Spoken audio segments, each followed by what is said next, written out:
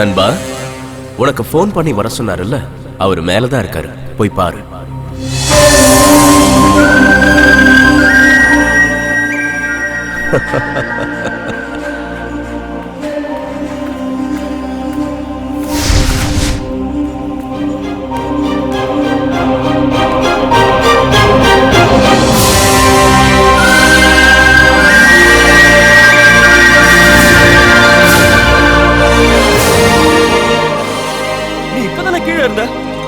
மேல எப்போ வந்த? கீழே ஒரு Dress மேல ஒரு Dress-ஆ? அதெல்லாம் சரி, நீ யாரு? என்ன எதுக்காக வர சொன்ன? உன் பாட்டியோட சேர்ந்து நீயும் சாகலான்னு நினைச்ச, ஆனா வெட்டியா விடல. அருவியில இருந்து குதிச்சு சாகலான்னு நினைச்ச, நான் விடல. 5 0 உன் கண்ணுல காட்டி உன்னை இந்த இடத்துக்கு வர வச்ச. அப்படின்னா நீ என்ன பத்தி நீ தெரிஞ்சுக்கிறதுக்கு முன்னாடி உன்னை பத்தி நல்லா தெரிஞ்சுக்க. நீ சாகணும்னு நினைச்சாலாம் செத்து போக முடியாது. எவனோட சாவையும் எவனும் நிர்ணயிக்க முடியாது. நான் சாவ முடியாதுன்னு சொல்றதுக்கு நீ யாரு? நான் இப்பவே இந்த பில்டிங்ல இருந்து குதிச்சு செத்து காட்டுறேன், பாரு பாரு. Okay,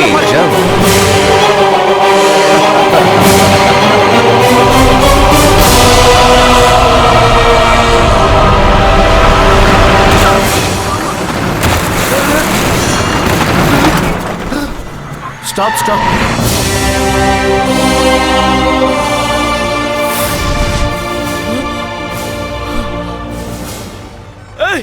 okay, thank you. அது யாருக்கே வேணும்? துட்டடு. துட்டுன்னா என்னன்னு தெரியாதா? 200 கிலோமீட்டருக்கு முன்னாடி ஏறும்போது என்ன சொன்ன? இறங்கும்போது தரேன்னு சொன்னல, இப்ப துட்டான்னு சொன்னா என்ன அர்த்தம்? துட்டடுப்பா, 100 ரூபாய். 100 ரூபாவா? அப்படின்னா என்னது 100 ரூபாவை நீ பார்த்ததே இல்லையா? என்ன கேனே நினைச்சியா? ஏதோ டீசெண்டா இருக்கிறியான்னு வண்டியில ஏத்துன. எங்கள மாதிரி ஏழை பாளைகளை ஏமாத்தினா உனக்கு 1000 ரூபாய் லாஸ் ஆகும். வந்துட்டேன் காலம் காத்தால சாவுக்கிறேன். சார் சார் சார் சார், அந்த ஆளு 200 கிலோமீட்டருக்கு முன்னாடி ஏறனா? ஆமாயா, அவன் ஒரு பெரிய 420 கேடி. வா சார், இப்பதான் சார் அவன் 8வது மாடியில நின்னுட்டு இருந்தான். அவன் சொன்னதுனால தான் நான் மாடியில இருந்து குதிச்சேன். என்னது 8வது மாடியில இருந்து அவன் சொன்னாரு நீ குதிச்சியா? குதிச்சும் பொழைச்சிட்ட. இத நான் நம்பணும். அடிச்சு பையா, நானே தடுப்புறேன் வந்து தெரிஞ்சு. நீ இப்பதானே 8வது மாடியில இருந்த, அதுக்குள்ள எப்படி 200 கிலோமீட்டருக்கு பின்னாடி போ அந்த வண்டியில இருந்து வந்த? 200 கிலோமீட்டர் இல்ல, 2000 கிலோமீட்டரா இருந்தாலும் ஏறி வந்துருவேன். சரி, உன் கதைக்கு வா. சாகரன்னு சொன்ன, சாகல. தட் இஸ் ஃபேட், விதி. தலையெழுத்துன்னு எதுவுமே இல்லன்னு சூசைட் பண்ணிக்கிறவங்க எல்லாம் உன்ன மாதிரி பொழைச்சிருவாங்க.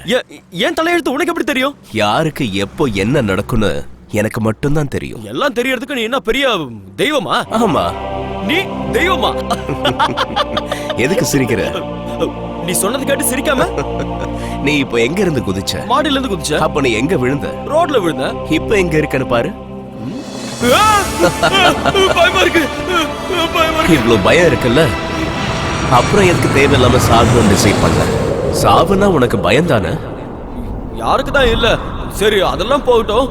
நீதான் கடவுள்னு நான் எப்படி நம்புறது? நம்பிக்கை வரலையா? இரு, இப்ப வருதா? பாட்டி பாட்டி பாட்டி. டேய் டேய், நான் உன் பாட்டி இல்லடா, நான் தான். இப்ப பாரு. நீ இல்லடா, நான் தான். இப்படியே இருந்துருவா? வேண்டாம், இதுக்கு முன்னாடி எப்படி இருந்தியோ அப்படியே இரு. ஆனா நீ ஒன்னும் தெய்வம் இல்ல, நீ யாரோ மந்திரவாதி.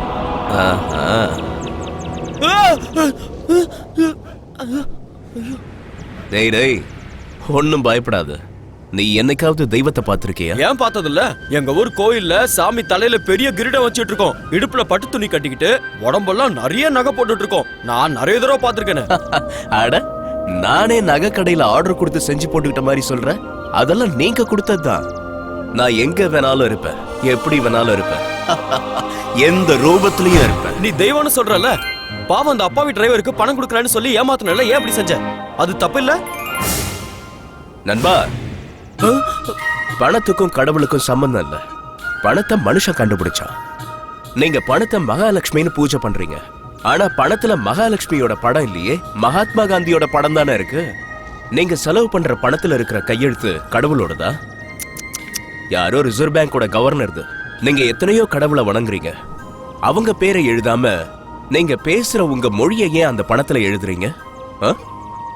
அந்த மாதிரி பணத்தை நான் ஏன்டா அந்த லாரி டிரைவர் கொடுக்கணும்? இன்னும் ஒரு வாரத்துல அந்த லாரி டிரைவர் லாட்டரியில 10 லட்சம் ரூபாவை ஜெயிக்க போறான். என்ன திட்டின அந்த லாரி டிரைவர் அந்த பணம் வந்ததும் எனக்கு தேங்காய் உடைப்பான். என்ன கும்பிடுற எல்லாரையும் விட்டுட்டு நான் ஏன் உன்னை தேடி வந்தேன் தெரியுமா? உன்னோட நல்ல மனசுக்காக தான். நீ எல்லாருக்காகவும் வேண்டிப்ப, ஆனா உனக்காக வேண்டிக்க மாட்ட. அப்படிப்பட்ட நீ உன் மனைவியும் விடக்கூடாது, உன் உயிரையும் விடக்கூடாது. என்னால தனியா என்ன செய்ய முடியும்? உனக்குள்ள பயம் அதிகம் நினைச்சன்னா பலவீனம் ஆயிடுவேன். அதே பலம் அதிகம் நினைச்சா ஜெயிச்சு காட்டு. எத் பாவம் தத் பவதி. நீ எதை விரும்புறியோ அதுவே உனக்கு கிடைக்கும்.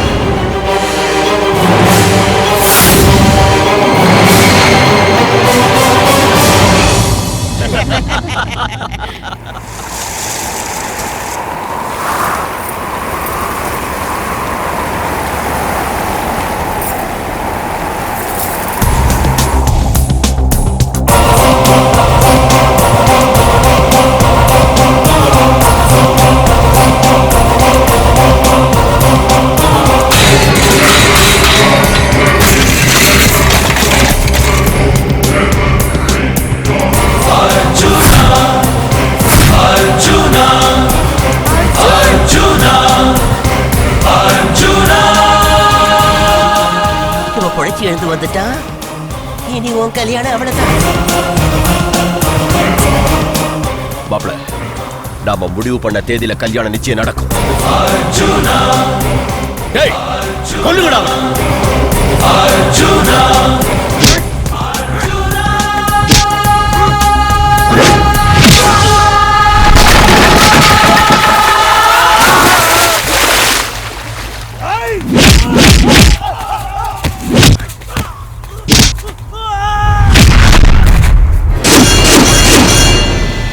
போன பல்புன்னு நினைச்சா இவன் 1000 வாட்ஸ் பவரோட வந்திருக்கானே.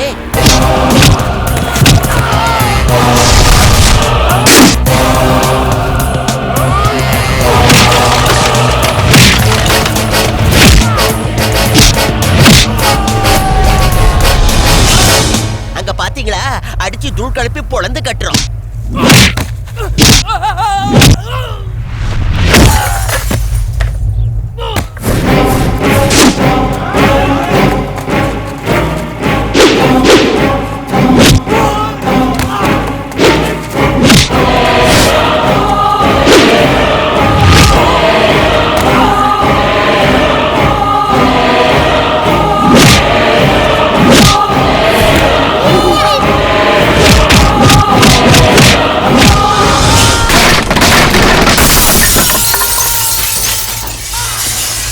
அடியே வாடி, நம்ம பிள்ளைக்கு வேற இடத்துல கல்யாணம் பேசுவோம். நான் கல்யாணம் பண்ணிக்கிட்டா இந்த பொண்ணு தான் பண்ணிப்பேப்பா.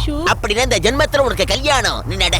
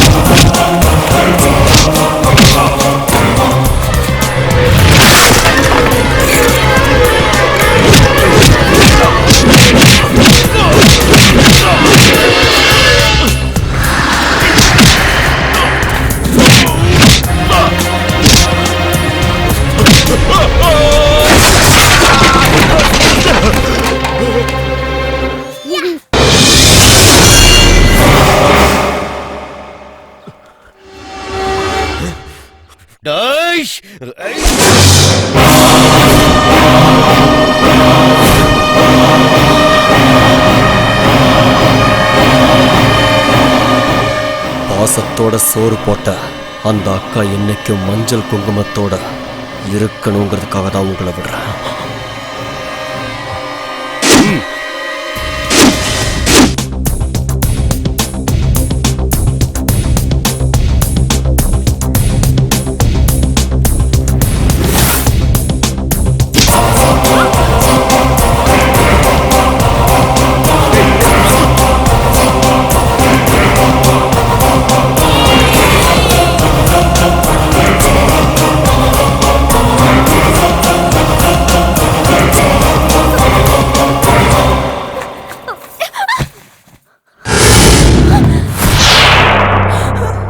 இப்போல இருந்து இதுதான் உன் வீடு. நீ என்ன இஷ்டப்பட்டு கல்யாணம் பண்ணிட்டியாங்கிறதெல்லாம் எனக்கு தேவையில்லை. என் உடம்புல உயிர் இருக்கிற வரைக்கும் நான் உன்னை எவனுக்கும் விட்டு கொடுக்க மாட்டேன். நான் சொன்னது நடக்கல, நான் ஆம்பளையே இல்லடி. உன் மனைவியா தான் வாழணும்னு என் தலையில எழுதியிருந்தா உயிரை விடுவேனே தவிர கண்டிப்பா உன் கூட குடும்பம் நடத்த மாட்டேன். 10 பேர் அடிச்சு தூக்கிட்டு என்னை இழுத்துட்டு வந்துட்டேங்கிறதுக்காக உன் பொண்டாட்டி ஆயிடுவேன் நினைச்சியா?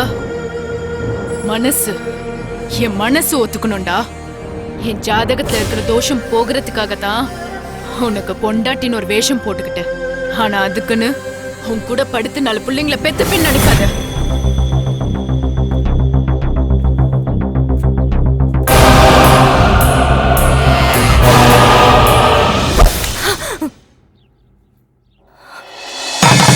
பாரு, நான் கட்டின தாலி உன் கழுத்துல இருக்கும் போது உன்னை நான் என்ன வேணாலும் செய்ய முடியும்.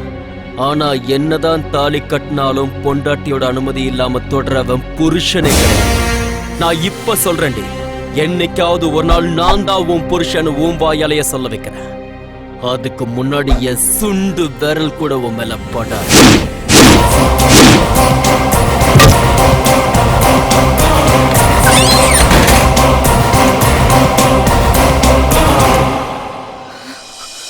Sathya, Sathya, Sathya, I love you Sathya. நம்ம போட்டோ கூட எல்லாம் பேசிட்டு இருக்காங்க. அதிர்ஷ்டம் நினைச்சுக்கோ. நல்ல வேளை பேனர் அடிச்சு தொங்க விடல. தொங்க விட்டு ரோடு ரோடா அலைஞ்சிருப்பான். நான் சத்யாவை கிஸ் பண்ணேன்டா. என்ன பண்ண போற? தடுப்பியா?